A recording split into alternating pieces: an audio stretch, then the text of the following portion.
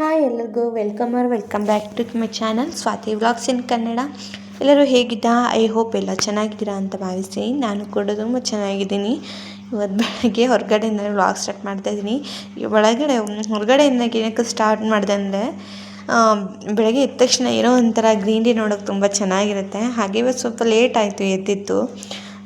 ಸ್ವಲ್ಪ periods pain ಇರೋದ್ರಿಂದ ಸಿಕ್ಕಾಪಟ್ಟೆ ಹೊಟ್ಟೆ ನೋವಿತ್ತು. ಅದಕ್ಕೆ ಬೇಗ ಕೂಡ ಆಗಲಿಲ್ಲ. ಹಾಗೆ ಬೆಳಗ್ಗೆ ಎದ್ದ ತಕ್ಷಣ ಈ ಹೂಗಳು ನೋಡಿದಾಗ ಏನೋ ಒಂಥರ ಖುಷಿಯಾಗುತ್ತೆ.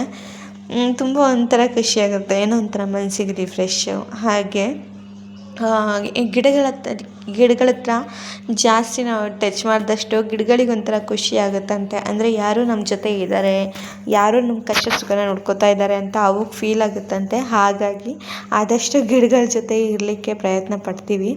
ಹಾಗೆ ರಾತ್ರಿ ಕೂಡ ಏನು ಕ್ಲೀನ್ ಮಾಡಿಲ್ಲ, ಹಾಗೆ ಎಲ್ಲ ಬಿಟ್ಬಿಟ್ಟಿದೆ. ಬೆಳಗ್ಗೆ ನೋಡಿದ್ರೆ ಅಡುಗೆ ಮನೆ ಅವಸ್ಥೆ ಈ ರೀತಿ ಆಗಿತ್ತು. ರಾತ್ರಿ ಎಲ್ಲ ಕ್ಲೀನ್ ಮಾಡಿ ಮಲ್ಕೊಂಡಾಗ ಬೆಳಗ್ಗೆ ಒಂಥರ ಅಷ್ಟು ಇದಿರಲ್ಲ. ಮತ್ತು ಬೆಳಗ್ಗೆ ಎಲ್ಲ ಹಾಗೆ ಇರುತ್ತಲ್ಲ, ಒಂಥರ ಅಡುಗೆ ಮನೆ ಬಂದ ತಕ್ಷಣ ಯಪ್ಪ ದೇವ್ರೆ ಇದೆಲ್ಲ ಕ್ಲೀನ್ ಮಾಡ್ಕೋಬೇಕಲ್ಲ ಇವಾಗ ಅಂತ ಸ್ಟಾರ್ಟ್ ಆಗುತ್ತೆ. ಹಾಗೆ ಇಲ್ಲಿ ವಿಂಡೋ ಕೂಡ ಓಪನ್ ಮಾಡ್ತಾ ಇದ್ದೀನಿ. ಇಲ್ಲೊಂಥರ ಗಾಳಿ ಬೆಳಕು ಚೆನ್ನಾಗಿ ಬರುತ್ತೆ. ಆ್ಯಕ್ಚುಲಿ ಇದು ಓಪನ್ ಮಾಡೋ ಆಗಿರಲಿಲ್ಲ, ಅಲ್ಲೆರಡು ಮೊಳೆ ಇತ್ತು, ಒಂದು ಸ್ಕ್ರೂ ಥರ ಹೊಡೆದಿದ್ರು, ಅದನ್ನ ಬಿಚ್ಚಿ ನಾನು ಓಪನ್ ಮಾಡೋ ಹಾಗೆ ಇಟ್ಕೊಬಿಟ್ಟಿದ್ದೀನಿ. ಯಾಕಂದರೆ ನಂಗೊಂದು ಸ್ವಲ್ಪ ಬೆಳಕು ಗಾಳಿ ಎಲ್ಲ ತುಂಬ ಇಷ್ಟ ಆಗುತ್ತೆ. ಹಾಗಾಗಿ ಇನ್ನು ಮಲಗೋ ವಿಷಯ ಪುನಃ ನಂಗೊಂದು ಸ್ವಲ್ಪ ಕತ್ತಲು ಬೇಕು. ಬಟ್ ಇರುವಾಗ ಎಲ್ಲ ನಂಗೊಂದು ಸ್ವಲ್ಪ ಬೆಳಕು ಜಾಸ್ತಿ ಇಷ್ಟ ಆಗುತ್ತೆ. ಹಾಗಾಗಿ ಗ್ಯಾಸ್ ಕೂಡ ಏನು ಕ್ಲೀನ್ ಮಾಡಿರಲಿಲ್ಲ, ಎಲ್ಲ ಹಾಗೆ ಬಿಟ್ಬಿಟ್ಟಿದೆ ಅಲ್ಲ.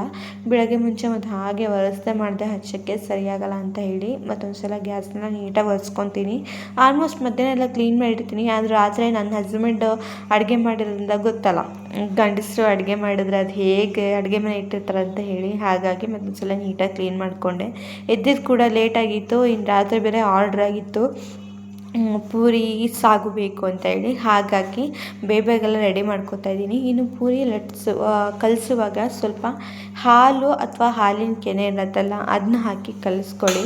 ಹಾಲು ಖಾಲಿಯಾಗಿದ್ದರಿಂದ ಹಾಲಿನ ಕೆನೆ ಮತ್ತು ಅದರೊಟ್ಟಿಗೆ ನಾನು ಹಾಲು ಕಾಯಿಸುವಾಗ ನೀರು ಹಾಕೋದಿಲ್ಲ.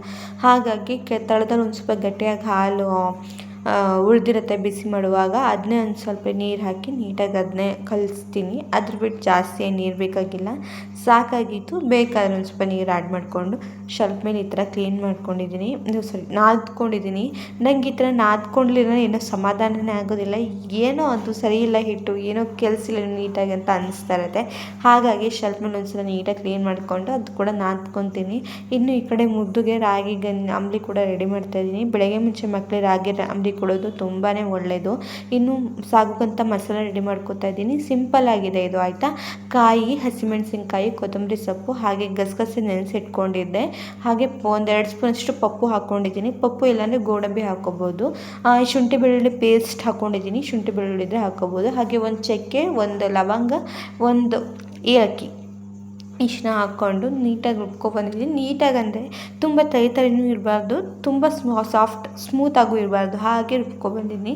ಹಾಗೆ ಒಂದು ಕುಕ್ಕರಿಗೆ ಸ್ವಲ್ಪ ಎಣ್ಣೆ ಹಾಕ್ಕೊಂಡಿದ್ದೀನಿ, ಆಯಿತಾ. ಎಣ್ಣೆ, ಸಾಸಿವೆ, ಈರುಳ್ಳಿನೆಲ್ಲ ಹಾಕ್ಕೊಂಡು ನೀಟಾಗಿ ಹುರ್ಕೊಬಂದಿದ್ದೀನಿ. ಇದು ನೆಕ್ಸ್ಟ್ ಟೊಮೊಟೊ ಹಣ್ಣು ಹಾಕಬೇಕು. ಟೊಮೊಟೊ ಹಣ್ಣು ಏನು ಜಾಸ್ತಿ ಇದು ಮಾಡ್ಕೋಬೇಕಾಗಿಲ್ಲ, ಹಾಗೆ ಒಂದು ಸ್ವಲ್ಪ ಜಸ್ಟ್ ಫ್ರೈ ಆದರೆ ಸಾಕು. ಮತ್ತು ಇದು ಹಾಗೆ ವಿಷಲ್ ಹೊಡಿಸೋದ್ರಿಂದ ತುಂಬ ಏನು ಬೇಯಬೇಕು ಅನ್ನೋದಿಲ್ಲ, ಅದರೊಟ್ಟಿಗೆ ಬೇಯ್ಕೊಳ್ಳುತ್ತೆ. ಇನ್ನು ನೀವು ವಿಷಲ್ ಹೊಡಿಸಿ ನೀವು ಮೊದಲೇ ತರಕಾರಿ ಎಲ್ಲ ಬೇಯಿಸಿ ಕೂಡ ಈ ಥರ ಮಾಡ್ಕೋಬೋದು, ಸೇಮ್ ಮಸಾಲೆ ಹಾಕಿ ಮಾಡ್ಕೋಬೋದು, ಆಯಿತಾ. ನಾನು ಆ ಥರ ಟ್ರೈ ಮಾಡಲಿಲ್ಲ, ಯಾಕಂದರೆ ನನಗೆ ತುಂಬ ಟೈಮ್ ಆಗಿದ್ದರಿಂದ ಮತ್ತು ಮುದ್ದು ಕೂಡ ಕಳಿಸ್ಬೇಕಿತ್ತು. ಹಾಗಾಗಿ ಬೇಗ ರೆಡಿ ಮಾಡ್ಕೊತಾ ಇದ್ದೆ. ಇನ್ನು ಈ ಕಡೆ ಬಟಾಣಿ ಕಾಳು ಕೂಡ ಹಾಕ್ಕೊಂಡಿದ್ದೀನಿ. ಬಟಾಣಿ ಕಾಳು ಹಾಕ್ಕೊಂಡು ತರಕಾರಿಗೆ ಒಂದು ಸ್ವಲ್ಪ ಉಪ್ಪು ಹಾಕ್ಕೊಂಡು ಅದಕ್ಕೊಂದು ಸ್ವಲ್ಪ ರುಚಿ ಹಿಡಿಬೇಕಲ್ಲ ಉಪ್ಪಿಂದ ಅಂತ ಹೇಳಿ ಸ್ವಲ್ಪ ಉಪ್ಪು ಹಾಕಿ ನೀಟಾಗಿ ಹುರ್ಕೊಂಡಿದ್ದೀನಿ. ಇನ್ನು ಬೆಳಗ್ಗೆ ಮುಂಚೆ ಅಂಬಲಿ ಕೊಡ್ತೀನಿ ಮುದ್ದುಗೆ, ಅವನಿಗೆ ಒಂಥರ ಹೊಟ್ಟೆ ತುಂಬ್ದಂಗೆ ಆಗುತ್ತೆ. ಇನ್ನು ಜಾಸ್ತಿ ಪೂರಿ ಏನು ತಿನ್ನೋದಿಲ್ಲ, ಒಂದು ಸ್ವಲ್ಪ ತಿಂತಾನಷ್ಟೇ. ಇನ್ನು ನಮ್ಮ ಮನೇಲಿ ಪೂರಿ ಮಾಡಿದೆ ಸುಮಾರು ದಿನ ಆಗಿಬಿಟ್ಟಿತ್ತು. ಹಾಗಾಗಿ ಇನ್ನು ರುಬ್ಬಿಟ್ಕೊಂಡಿರೋ ಮಸಾಲೆ ಹಾಕ್ಕೊಂಡು ಒಂದು 5 ನಿಮಿಷ ಹುರ್ಕೊಂಡಿದ್ದೀನಿ, ಅದು ಹಸಿ ಸ್ಮೆಲ್ ಹೋಗೋವರೆಗೂ.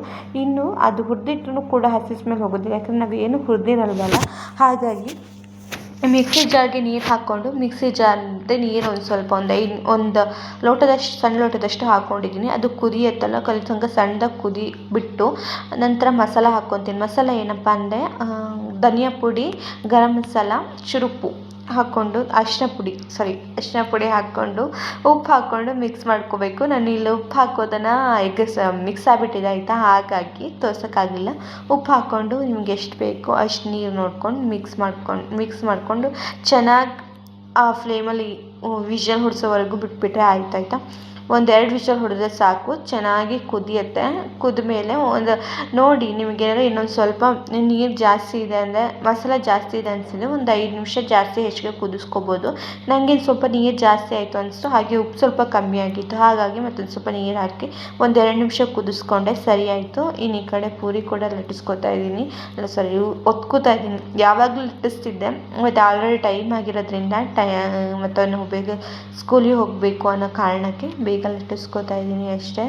ಇನ್ನು ಈ ಕಡೆ ಕೂಡ ಸಿಕ್ಕಾಪಟ್ಟೆ ಹೊಟ್ಟೆ ನೋವಿತ್ತು, ಏನು ಮಾಡೋಕ್ಕಾಗ್ತಿಲ್ಲ, ಗೊತ್ತಲ್ವಾ, ಕೈ ಕಾಲು ಸೆಳೆತಲ್ಲ ಶುರುವಾಗ್ಬಿಡುತ್ತೆ. ಹಾಗಾಗಿ ಏನೋ ಒಂದು ಬೇಗ ಮಾಡೋಣ ಅಂತ ಹೇಳಿ ಮಾಡ್ಕೊತಾ ಇದ್ದೆ. ಇನ್ನು ಮಧ್ಯಾಹ್ನಕ್ಕೆ ಕೂಡ ಪಲ್ಯ ಅದೇ ಆಗಿಬಿಡುತ್ತೆ. ನನ್ನ ಮಕ್ಕಳಿಗೆಲ್ಲ ರೂಢಿ ಇದೆ ಅದು, ಪಲ್ಯ ಒಟ್ಟಿಗೆ ಅನ್ನ ತಿಂದು ಒಂಥರ ಅವ್ರಿಗೆ ಇಷ್ಟ ಆಗುತ್ತೆ, ಹಾಗಾಗಿ ಅವರು ಅದರೊಟ್ಟಿಗೆ ತಿನ್ಕೊತಾರೆ ಅಂತ ಸುಮ್ಮನಾದೆ ನಾನು. ಈ ಕಡೆ ಪೂರಿ ಕೂಡ ರೆಡಿ ಆಯಿತು, ಸಾಕು ಕೂಡ ರೆಡಿಯಾಗಿದ್ದಾಗ, ಹಾಗಾಗಿ ಬೇಗ ಹಾಕ್ಕೊಟ್ಟೋಣ. ಮತ್ತು ನನ್ನ ಹಸ್ಬೆಂಡ್ಗೂ ಟೈಮ್ ಆಗುತ್ತೆ ಅಂತ ಅವ್ರಿಗೂ ಕೂಡ ರೆಡಿ ಮಾಡ್ಕೋತಾ ಇದ್ದೆ. ಇನ್ನು ಊಟ ಎಲ್ಲ ತಿಂದಾದ್ಮೇಲೆ ಟಿಫನ್ ಎಲ್ಲ ತಿಂದಾದ್ಮೇಲೆ ಅಮ್ಮನು ಮಲಗಿಸ್ತಾ ಇದ್ದ. ಮಲ್ಕೊತಾಳೆ ಅವಳು ಒಂದು ಗಂಟೆ ಮಲ್ಕೋತಾಳೆ. ಈ ಥರ ಕತ್ಲು ಅಂದರೆ ನಂಗೆ ತುಂಬ ಇಷ್ಟ, ಒಂದು ಸ್ವಲ್ಪ ಮಲಗೋ ಟೈಮಲ್ಲಿ. ಹಾಗಾಗಿ ಕರ್ಟನ್ ಎಲ್ಲ ಹಾಕಿ ಲೈಟ್ಸ್ ಎಲ್ಲ ಆಫ್ ಮಾಡಿ ಬಾಗಿಲು ಕೂಡ ಕ್ಲೋಸ್ ಮಾಡಿ ಬಿಟ್ಬಿಡ್ತೀನಿ. ಇನ್ನು ಪಾತ್ರೆ ಎಲ್ಲ ಒಂದು ರಾಶಿ ಇತ್ತು ತೊಳಿಲಿಕ್ಕೆ, ಅಂದರೆ ರಾತ್ರಿಯಿಂದ ಏನು ತೊಳೆದಿರಲಿಲ್ಲ, ಬೇಗ ತೊಳ್ಕೊಂಡು ಅಂತ ಕ್ಲೀನ್ ಮಾಡಿಕೊಂಡು ಮತ್ತೊಂದು ಸಲ ಇಲ್ಲಿ ಅಡುಗೆ ಮನೆಯೆಲ್ಲ ಕ್ಲೀನ್ ಮಾಡ್ಕೊತೀನಿ. ಯಾಕಂದರೆ ಆಲ್ರೆಡಿ ಎಣ್ಣೆ ಪಲ್ಯ ಎಲ್ಲ ಮಾಡಿರೋದ್ರಿಂದ ಎಣ್ಣೆ ಪಸೆ ಹರಡಿರುತ್ತೆ, ಹಾಗಾಗಿ ನೀಟಾಗಿ ಇದು ಕೂಡ ಕ್ಲೀನ್ ಮಾಡ್ಕೊತೀನಿ.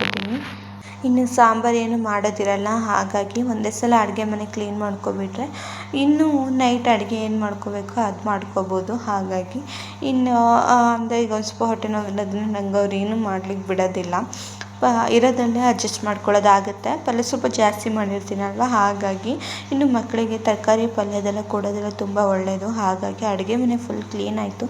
ಮತ್ತೊಂದು ಸಲ ಬಟ್ಟೆನ ನೀಟಾಗಿ ಕ್ಲೀನ್ ಮಾಡಿಕೊಂಡು ಶೆಲ್ಫ್ ಮೇಲೆ ಒಣಗ್ಲಿಕ್ಕೆ ಬಿಟ್ಟು ಹೋಗ್ಬಿಡ್ತೀನಿ, ಅದು ಪಾಡಿಗೆ ಅದು ಅಂದ್ಕೊಳ್ಳುತ್ತೆ. ಇಲ್ಲಿ ಅಡುಗೆ ಮನೆ ಕೂಡ ನೀಟಾಗಿರುತ್ತೆ. ನನಗೆ ಈ ಥರ ಅಡುಗೆ ಮನೆ ನೀಟಾಗಿದೆ ಏನೋ ಒಂಥರ ಖುಷಿ ಆಗುತ್ತೆ ಆಯಿತಾ.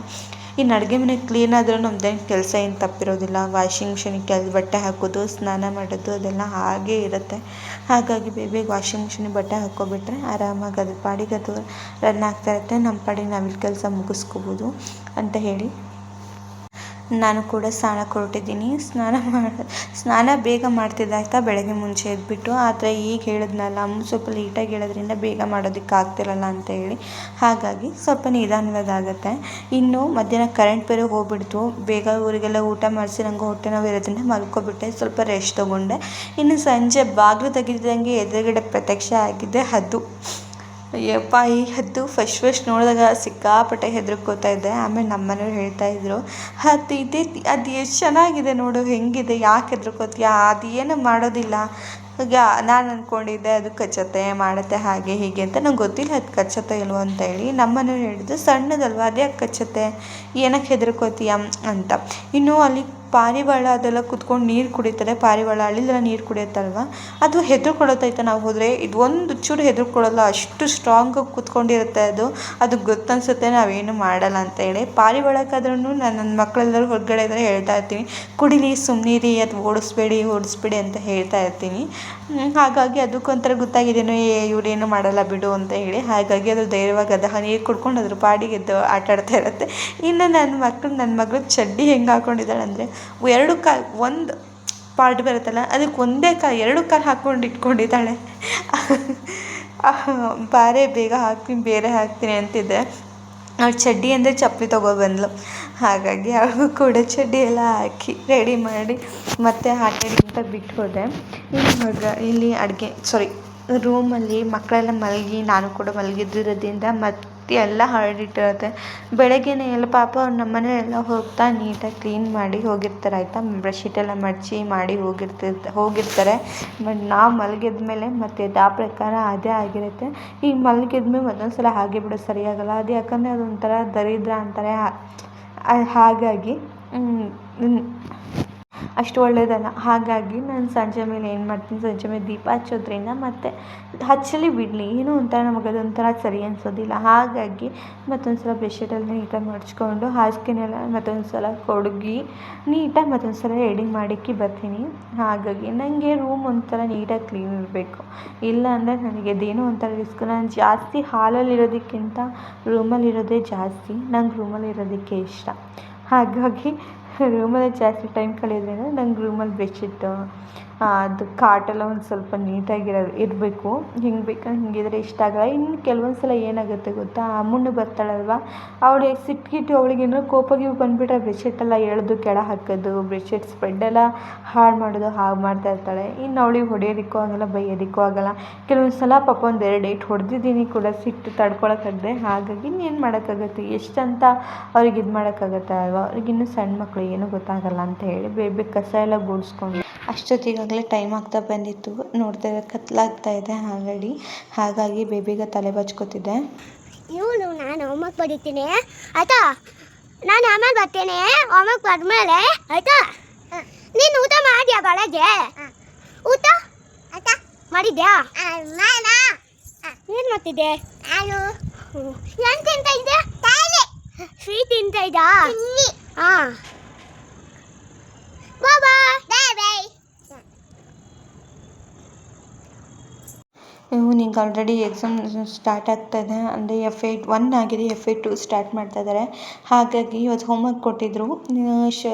ಫ್ರೈಡೇ, ಸ್ಯಾಟರ್ಡೇ, ಸಂಡೇ ರಜೆ ಇರೋದ್ರಿಂದ ಮಂಡೇ ಎಕ್ಸಾಮ್ ಇಟ್ಟಿದ್ದಾರೆ. ಹಾಗಾಗಿ ಸ್ವಲ್ಪ ಟೆಸ್ಟ್, ಎಕ್ಸಾಮ್ ಏನಲ್ಲ, ಟೆಸ್ಟ್, ಮಾಮೂಲಿ ಟೆಸ್ಟ್. ಹಾಗಾಗಿ ಸ್ವಲ್ಪ ಪ್ರಾಕ್ಟೀಸ್ ಮಾಡೋದಿತ್ತು. ಇವತ್ತು ಹೋಮ್ವರ್ಕ್ ಬರ್ಕೊಂಡು ನಾಳೆಯಿಂದ ಪ್ರಾಕ್ಟೀಸ್ ಮಾಡಿಸ್ತೀನಿ ಅಂತ ಹೇಳಿ ಹೋಮ್ವರ್ಕ್ ಬರೆಸ್ತಾ ಇದ್ದೀನಿ. ಹಾಗೆ ನನಗೂ ಸ್ಕೂಲ್ ಟೈಮ್ ಹಚ್ಕೊಳ್ಳೋದಿತ್ತು. ಹಾಗಾಗಿ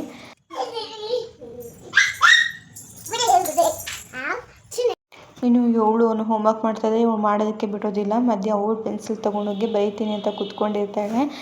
ಅವಳು ಸಮಾಧಾನ ಮಾಡಿ ಅವನಿಗೂ ಬೇಗ ಹೋಮ್ವರ್ಕ್ ಬರೆಸ್ಬೇಕು. ಇನ್ನು ಇವತ್ತೇನು ವ್ಲಾಗ್ ಇಷ್ಟ ಆಗಿತ್ತು, ನಿಮ್ಗೆ ಈ ವಿಡಿಯೋ ಇಷ್ಟ ಆಗಿದೆ ಪ್ಲೀಸ್ ಲೈಕ್ ಮಾಡಿ, ಶೇರ್ ಮಾಡಿ, ಸಬ್ಸ್ಕ್ರೈಬ್ ಮಾಡಿ. ಮತ್ತೆ ಮುಂದಿನ ವಿಡಿಯೋದಲ್ಲಿ ಸಿಗ್ತೀನಿ. ಅಲ್ಲಿವರೆಗೂ ನಮಸ್ಕಾರ.